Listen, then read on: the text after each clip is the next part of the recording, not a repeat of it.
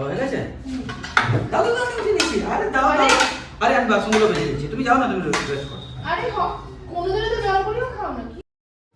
A few moments later. হ্যাঁ। ও দাঁড়াও আমি দুধটা ঢুকাতে ভুলে গেছি, ফ্রিজে ঢুকিয়ে আসছি। আরে তুমি চিন্তা করো না, আমি দুধ ফুড সব ঢুকিয়ে দিয়ে এসেছি। তুমি দুধটা ঢুকিয়ে দিয়েছো ফ্রিজে? চলো শুয়ে পড়ে। তাই? সব ঢুকিয়ে দিয়েছি। সব কাজ বাবা, তোমাকে তো অন্যদিন একটা জল আমাকে এক গ্লাস দিতে বললো, তো তুমি আমাকে এক গ্লাস জলও দাও না, কোনো কাজে হেল্প করো না। আজকে হঠাৎ হলো কি? বসো তো তুমি। সত্যি করে বলো তো কি করেছো? কিছুই হয়নি। আজকে তোমাকে এমনি হেল্প করে দিলাম একটু। অন্যদিন তো এক গ্লাস নিজেও জল করে খাও না, আমাকেও যদি আমি একটু জল চাই দাও না।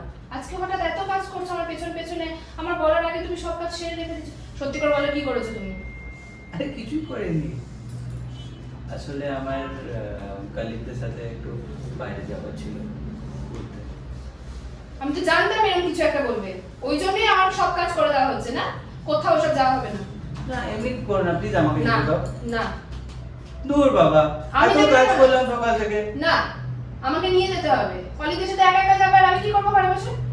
বিয়ের আগে মা যেতে দিত না, এখন বিয়ের পরে তুমি যেতে দাও না। হ্যাঁ তো ঠিক আছে। আচ্ছা জ্বালা হয়েছে আমার। হ্যাঁ ঠিক আছে, একা থাকো, ঘরে বসে থাকো। তুই